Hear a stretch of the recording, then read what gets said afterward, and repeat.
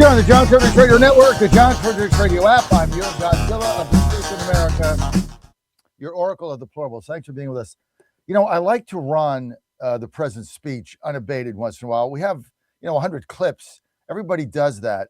But very few people really get to see or listen to his speeches in long form because they tune them out. You got a very few people that tune it in on, one of the right side broadcasting or something. But normally we get the clips. I mean, when he went to Detroit yesterday, I thought this was one of the best addresses he's made, one of the best remarks he's made in a long time. He's laying out the case for the economy, and he's got the numbers to back it up. He's got the receipts. He's got the growth. He's got inflation coming down. We haven't even hit the tax cut here. I can say it, and somebody else can say it, but nobody can say it better than the president does because he's got the numbers now. It's one thing. Look, I criticized him when he went to somewhere, I think Pennsylvania, and said affordability was a hoax. I said, sir, you're out of touch. You're way out of touch. I mean, that stuff doesn't work. It is not a hoax. It's real. You go to the grocery store. You tell me that's a hoax. Now, he got that, right? He got it. You got to get better. And so I thought what he did in Detroit yesterday when I was looking forward to this was really kicking off the campaign, as I'm concerned, economically in 2026. This is why I've been more optimistic than most people. I mean, in November or December, I thought we were going to lose 25, 30 seats. I thought redistricting was the only chance. I don't know how that's going to turn out. Probably gain a couple seats here and there. But if you get this economy going the way it's going right now, President Trump is going to be very, very successful. And I think we have a fighting chance to win the midterms. A fighting chance. Doesn't mean we are, but I think it's going to be very, very close. I think we're going to hold the Senate. But look, let's just go over a couple of the reality things right now, and then we'll talk about how brain dead the Democrats are, and why I think they're going to snatch defeat from the jaws of victory. Inflation. The latest consumer price index report showed that inflation was 2.7% year over year in December.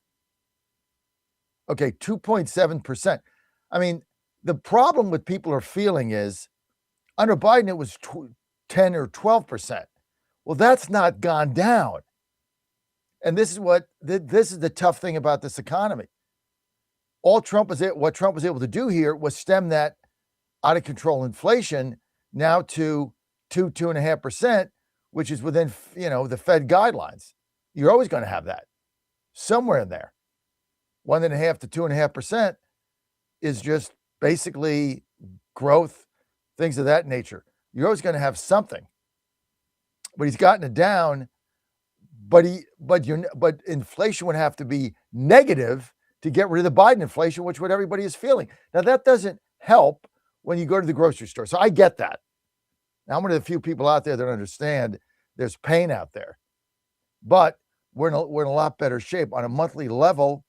Inflation and in a month was about 0.3%. Core inflation, excluding food and fuels, rose 0.2%.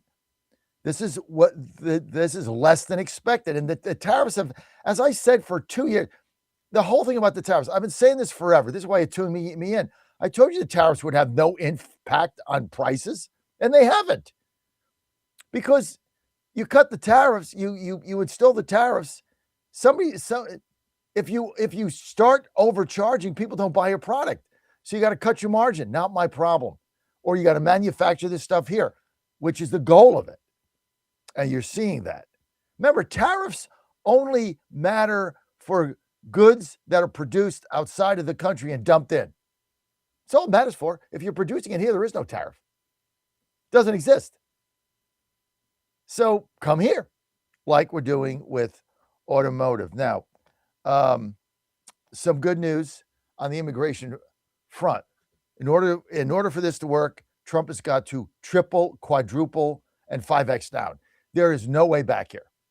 Now, what he did yesterday, he says the DHS is ending the TPS, that's temporary protected status for Somalis, making a couple of thousand that live in the U.S. out, right? Right now they got 1,400 pending temporary protection status. Well, you don't need any more protection status. Go back to where you came from. Go back to your country. This is all a scam. What, so you can come here and steal more money? So you got 1,400 pending. You got 1,100 that have applied. No, March 17th, you're done. Out. Get out of the country. The days you come in here, scamming the system, stealing billions and billions of dollars, 87% of your sorry asses on welfare on our dime, get out and go back to the crap hole you came from. And I don't mean to be blunt, but when you're stealing tens of billions of dollars of our taxpayer money and 90% of you losers are on welfare, this is called a scam. And they need to deport Omar along with it. There's no backing off here. ICE, we need to increase ICE presence. Increase it. You need to get these illegals out of the country. That's what he ran on. That's what he campaigned on. 500,000 isn't going to do it. We need 1.5 million. Get them out. Came here illegally, broke the law. Or go to New York City or go to Minnesota and then have Minnesota secede. But get them out. Madami's army growing. I've told you about that. Look, Kristi Noem said it right. Temporary protective status is temporary. It's not permanent welfare. Go back, cut that. That has got to get out. Now, more federal fallout in Minnesota. Federal prosecutors in the state, including the number 2 at the U.S. Attorney's Office, resigned yesterday after the investigation into the ICE killing of one Renee Good, focused on probing Good's widow, wife lady, transgender, whatever they're doing, LGBTQ, rather than looking more into the agent. So they quit. Good riddance. Don't let the door hit you in the butt on the way out. I don't really care if these people quit. She was disrupting a law enforcement operation. She was asked to get out of the car. She tried to run an agent over. End of story. Sorry, you're dead. I really am. I wish you simply got out of the car and said, yes, sir, no, sir. And then you'd be alive and you'd be able to mother your child. But no, you're radicalized. You're trying to run cops over. Things didn't work out for you. Normally they don't. In a lawful society. Here's my message today. The queasiness of the optics are going to do us in. Let me say it again. Those that are uncomfortable with the optics of ICE will sink us in the midterms, regardless of the economy. There is no way sideways. There's only forward. And those that are wringing their hands over they don't like the optics and the fake news and they don't like it and fry and, it doesn't look good and it's uncomfortable, you're going to cause us to lose. You got to triple down on this stuff. That's right. You want to run cops over? You're going to put your life in harm's way. It's kind of the way this country operates. Is we're a law and order society. No law and order, chaos. That's what you're seeing right now in Minnesota. Absolute chaos. If President Trump was bold, as he is, he should say, you know what? Why don't you guys secede? I won't stop you. Why don't you be part of Canada? Take all the Somalians with you.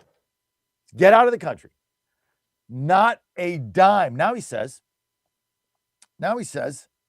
he's not going to allow any more federal money into sanctuary cities. Not a dime. Now, courts are going to, judges are going to overrule this.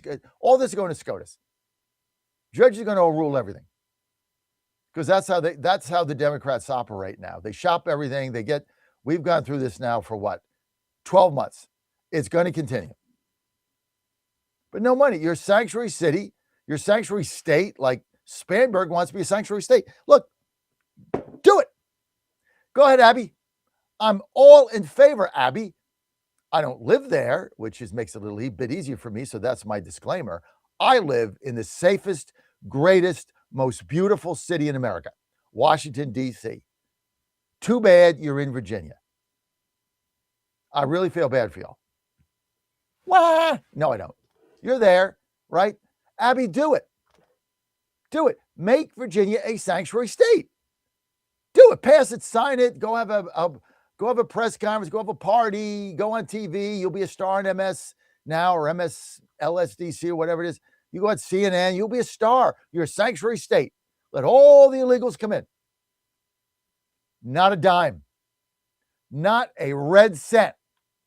Not only for your cities, for your state, education, nothing, zero, zip. You want to fund it? Raise taxes. I don't live there. I pay them. I care less. I've got a business there. It's about, go ahead, do it. Go ahead. Go ahead and sink the Commonwealth. Do it. No, you won't do it. Because this guy is serious. You ain't getting a red cent. You want to be a sanctuary city? No money. You want to be a sanctuary state? No money. You guys figure it out. Raise taxes on your own state residents. You figure it out. You're not getting our money. But you got to follow through on this stuff. He's got to follow through on it. It can't be empty rhetoric. Andy Biggs, last night, I got opportunity to engage with him a little bit. He came to our DC GOP event, and he was great. Told a lot of stories, running for governor, got Trump's endorsements ahead in the polls, going to be the nominee. And he was asked about arrest and this. Look, he was candid. Don't hold your breath. You're not going to get any arrest. You're not going to get anything, right? I guess you get a Bongino podcast. That's about it. But you're not going to get a arrest, right?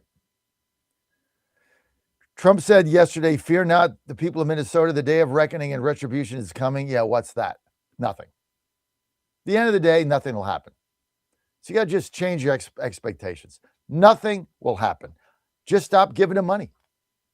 I don't need empty rhetoric. I don't need words. Just don't give any money. Sorry, no more money. That's how you solve this. And keep deporting illegal Somalians. If you're on TPS, get them out. If you're not a citizen, get them out. And here's the other thing that they proposed. Trump had a good day yesterday, folks. He had a good day. You're not going to hear this in the fake news, nor are you going to hear it from the right-wing phony clickbait crew. He had a great day. Other thing he said yesterday was pretty clear, was newsflash. Newsflash. Not only we're giving no more money to sanctuary cities and no more money to Minnesota, if you're convicted of fraud and you're a U.S. citizen, out. You're deported. See, all this, but you got to follow through. And here's the thing. If a judge stops it, do it anyway. That's my other message today. If some judge in San Francisco stops the deportation of a Somalian fraudster, do it anyway. You and what army?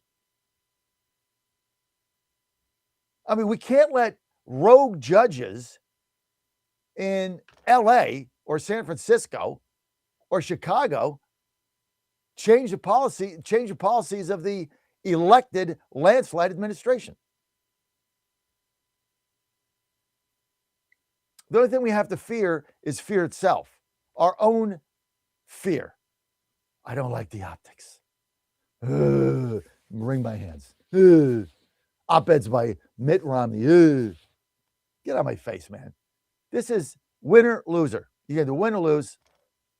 Gun goes off. You look at the scoreboard. It's easy.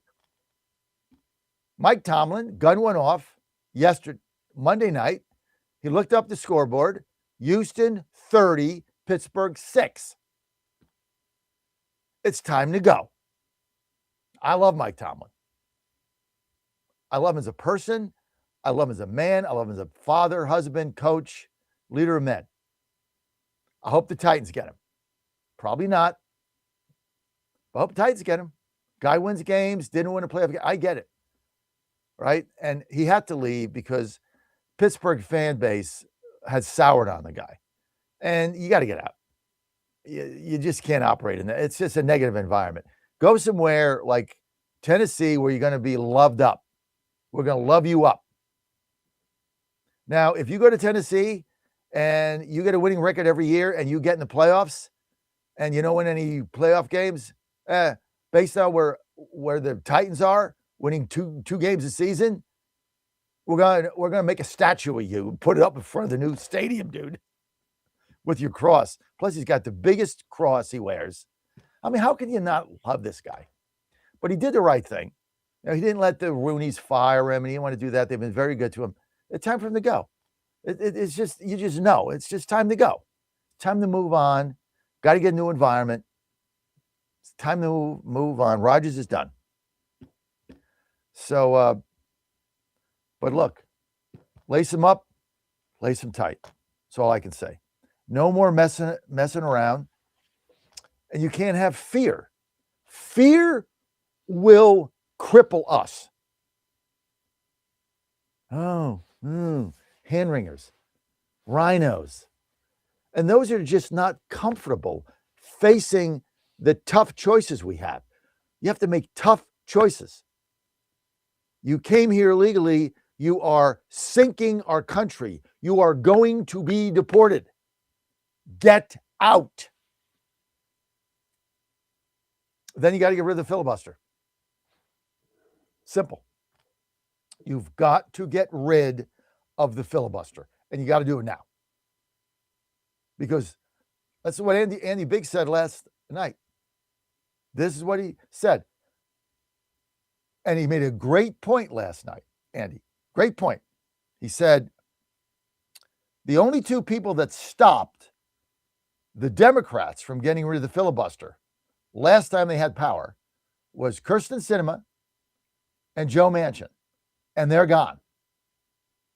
Therefore, you have nothing to stop the Democrats, including Fetterman, who voted for it, to stop the Democrats from ending the filibuster on day one if they take control. So what the hell are you waiting for? Fear.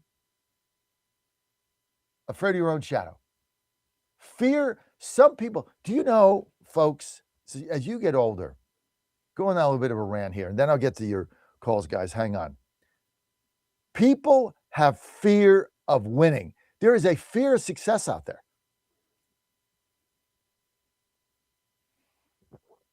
It's true. There's a fear of success. I've talked about this to Joe many times, right? You got to have a different mindset. Some people are afraid of success. They're afraid of winning. They're more comfortable. They are more comfortable in the minority. They're more comfortable on a losing team. They're more comfortable in a lesser role. And there's nothing wrong with that.